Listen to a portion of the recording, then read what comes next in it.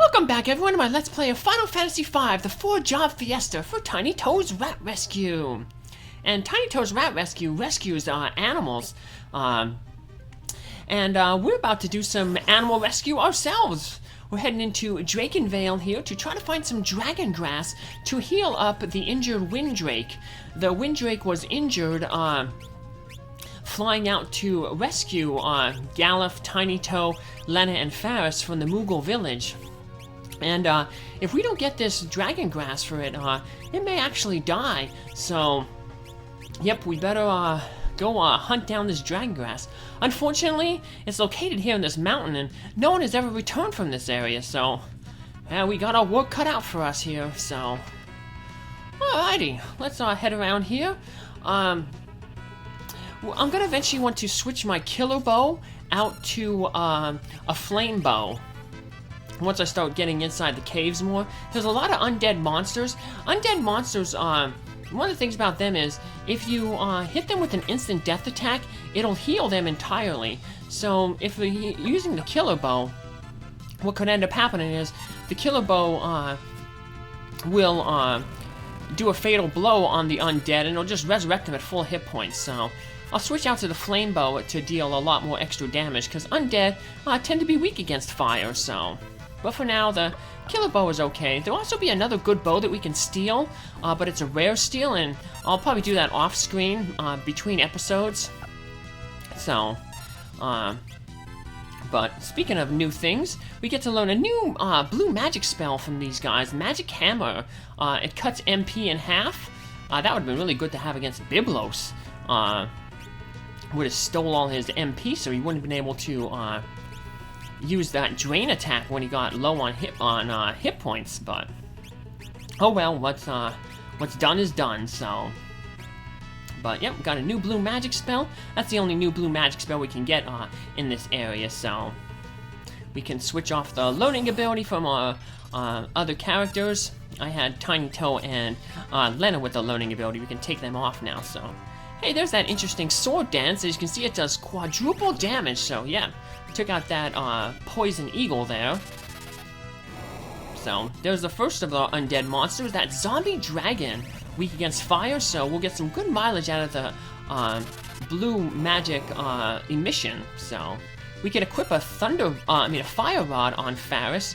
And she would do even more damage with the emission. And eventually, I found out later on that having the fire bow actually will end up doing more damage than the emission with Lenna. So, but cool for now. Oh, that's a bad thing there. Yeah, when this guy's left alone, he can use that poison breath, and oh, it does a lot of damage and it poisons your character. So, I'm gonna use a lot of antidotes in this area. Luckily, there's no purple flowers that automatically poison our characters, like where we found dragon grass on the North Mountain back in the home world. So, look. But still, we can get a lot of poison from some of the enemies in this area. Alrighty, I'm gonna wander around here a little bit, because there's another enemy that we can only really encounter around this area, the first two screens. Here it is, the Lycaon. So there's a little cat monster here, so... They usually tend to appear in larger groups, so I got lucky that I only hit one here, so... But yeah, just wanted to fill out the bestiary, so we get that little cat monster. So, like I said, not too bad of a monster when they're by themselves, but they tend to appear in really large groups. And they're really fast, so they tend to even outspeed the thief sometimes. So yeah, you'll be getting hit by a bunch of them, and cats tend to be very tough. Especially in, whatchamacallit, in like Final Fantasy VI, they have a thing called Cat Scratch. It's one of the best rages for when your character's Gao. He does like monster attacks. He's kind of like a blue mage. So there's the stats for the Poison Eagle. Just have that Hayate bow, a rare steel. I ended up getting it after this episode. I go back to here and pick it up off screen. What's interesting about that bow is it has a chance to use an ability that the ranger will eventually learn, its final ability called X-Fight.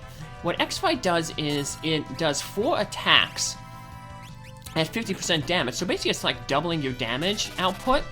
But this bow, it has, every time you use the fight command, it has a 25% chance to have that X-Fight thing pop up, so it'll be a good replacement eventually for the killer bow. So what ended up happening there was, we used the Tempting Tango on that drippy enemy down there.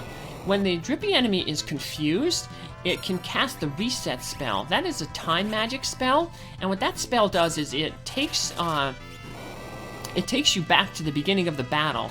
So like all the items you used, all the hit points that you lost or gained, it'll all be just reset, like the whole battle just basically resets.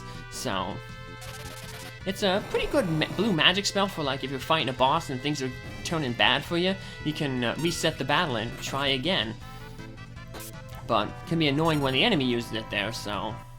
What also would be annoying is that depending on the type of dance that TnyToe will do based on his, with the dancing dagger there.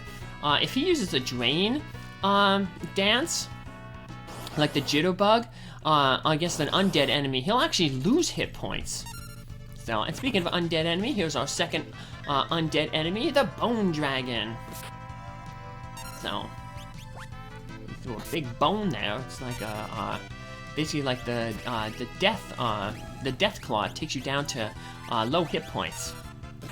So yeah, I'm pulling out the flame bow, because once I got to this screen here, we can start running into a random encounter where you can get a new summon. Eventually there'll be an encounter where we'll have a bone dragon, a zombie dragon, and a golem will appear. And the bone dragon and the zombie dragon will turn their attention toward the golem. And the golem has 2,500 hit points, and if it gets, has its hit points reduced to nothing, then it is defeated, and you just have to fight the zombie dragon and the bone dragon by themselves and finish them off. But if you can defeat the zombie dragon and the bone dragon before they defeat the golem, then the golem will join your party as a summon. So like how we got Ramu as a summon and Shiva as a summon. It'll appear as an item in our inventory, use it, and we'll get to get that as a summon. But of course we don't have the summoner in this game, but we'll still try to get it, so. Oh, and here's that battle right here, right now. So this battle can be really annoying, especially with a Berserker, because right now, like, we can't control the Berserker. So there's 1/3 chance that the Berserker is going to hit the Golem, which means that we don't want him to do that, which means that 100% of the time he is going to hit the Golem.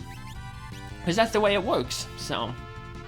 Luckily, though, if the Golem is defeated, you don't necessarily lose the chance to get this summon. The Golem will appear again, this battle will appear later on, so.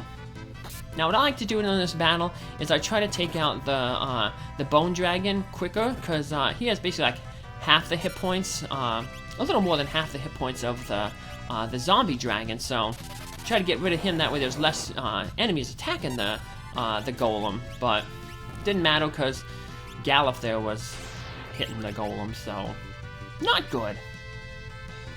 But, oh well. Like I said, it isn't game over with that, because we can get that summon again. This battle will appear later on, so we will end up getting the Golem summon, even though we won't be able to use it, but it's okay. We saw there earlier, TnyToe used the jitterbug on the dragon and lost hit points, and the dragon gained hit points. Now in that one piece of skull bones there's a bone mail. It's the strongest armor in the game, but it does have some drawbacks to it. Basically what it does is it makes you undead, so a lot of status effects won't hurt you, like poison won't hurt you, instant death won't hurt you, and you get really good defense, but the problem is that anything that heals you, like a white magic spell or an item, like a potion or a high potion, they will actually deal damage to you because you're basically an undead character when you put on that bone mail. Also, if you get knocked out in battle and you're wearing the bone mail, you can't be revived with a Phoenix down, so you have to wait until after battle to be revived. Now, that also works out of battle too, in the sense that out of battle you can use like potions to heal yourself up. It's just that in battle, the bone mail basically prevents white magic and healing items from being used on that character who has the bone mail equipped. So we had a little bit of a little thing there we wanted to, earlier in the screen, wanted to fall down a hole to get to a certain area where we can hit a switch to make the way forward. I want to come down here to our little save point here, heal up, because we got a boss monster coming up. Luckily though, this boss monster is fairly easy, and it's easy because we have access to the blue magic spell, that Death Claw. The enemy here is not considered a heavy enemy, so it is susceptible to instant death or spells that reduce hit points by a percentage, and the Death Claw is going to be really useful on it. Look, dragon grass! Uh-oh, help! What's happening? It sprang to life, and it's attacking. What's going on here? What was that? Grass isn't supposed to attack people. That's no grass. That's a beast. A foul demon. That's supposed to be why all the drakes are extinct. Yeah, they come to eat the grass, and the grass attacks them. So it is the dragon pod. What the dragon pod does is it has these little dragon flowers that it can summon, and they don't only have 100 hit points, but they can inflict a lot of status ailments on it. So on the first turn, the dragon pod will summon flowers 1, 4, 5. Second turn, uncover flowers 1, 3, 4. Third turn, uncover flowers 2, 3, 5.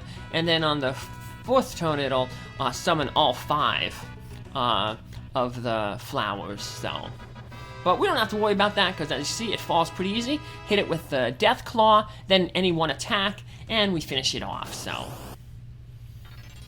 And speaking of finishing off, we have a second chance here to finish these guys off. So, nice, we got the sword dance, so that means we can probably focus on that zombie dragon, get him out of the way. He hits harder.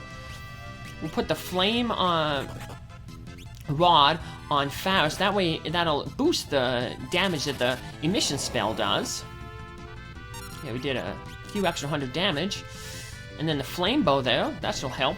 So yeah, wow, we're doing pretty good here right now. Just to be safe, I'm gonna throw a potion on the golem, a high potion to heal him up there. Because he's about to take some damage from Galuf's thing, yeah, so. But we can also, like I said, heal the golem up. And this battle's almost pretty much won. Probably one more hit with the flame bow here, so finish off that bone dragon. We do have to wait a few more turns after we defeat the enemies before the golem joins us. So we just want to heal up the golem to make sure that Galuf doesn't finish him off. Luckily, you know, it's not too long. He missed, so that's good. Luckily, we don't have to wait too long. Galuf won't get too many turns. But there we go. Thanks a ton. It'd rock if I could roll along with you. And we get Golem. It's probably one of the best summons in the game. What happens is you summon the Golem, and he appears and he blocks a bunch of physical attacks. So he keeps you safe from physical attacks. So yeah, we can use that, but we won't be able to use it, so. Galuf has mastered his Berserker, so we're going to change him. We'll put him as a Blue Mage, because he hasn't learned any Blue Magic yet. He hasn't got to be a Blue Mage yet, so. And then we'll throw Faris as the Berserker to keep everybody at one job. Remember, that's one of the things about the 4-job Fiesta. Everybody has to remain, has to have one of the jobs that you're equipped with, or that you're allowed to use, so. I unfortunately gave him the Gaia Hammer. I'll eventually switch it out to the Death Sickle, because then that way I could, whatchamacallit, I don't want Faris here with the Death Sickle, because she'll just keep attacking. She's probably better with the Gaia Hammer.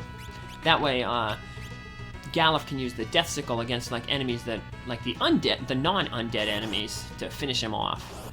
Otherwise, Faris will be swinging the Death Sickle and potentially having that instant death. Remember, the Death Sickle has 33% chance to inflict instant death, so good chance that if it hits an undead enemy, it'll be revived, and we don't want that, so. But what we do want to do is we want to head out of this area here. If you missed the bone mail, it's in those bones to the south of that skull.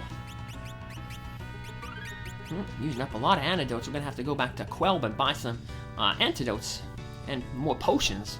We used all our potions healing between battles. So, if you have that, if you have a white mage in your party, this is a good time to use that exit spell that you got in Ball Castle. You can just warp right out of here, but we don't have that, so we're just gonna have to run out. So, but luckily we already encountered all the enemies we can in this area, so there's no point in showing off any more battles. So I will come back here though after this thing to get that Hayate bow. So, because like I said, it's a good bow. We'll still want to keep the killer bow though for a future boss, but. Alright, ran through this little area here. Oop, missed look. And we keep running. And we are out of Drakenvale. Woohoo! So let's go rest up at Quelb here. We can use that free meal that the inn gives, so we won't even stay at the inn. So also, whatchamacallit, Kelgor has some new dialogue. He basically says, if we survive the Drakenvale, he says, I wish I could come fight with you, but I'll show that off a little bit later. But in the meantime, let's just finish up this episode off here. A little bit of a short one thing, but it's all good. We get our free meal here. Basically, we only can do that 3 times though, so. And we get our dessert. 8 potions. That's a little less potions that we'll have to buy over here now, but we want to buy, restock on our high potions, stock up on our potions, and probably get some antidotes then too, so. But I'll probably stock up on them after I end up going back to Drakenvale to get that Hayate bow, so. But that's it for this episode. Take care and see where we head off into the next episode. Have a good day. Thanks for following along. Bye!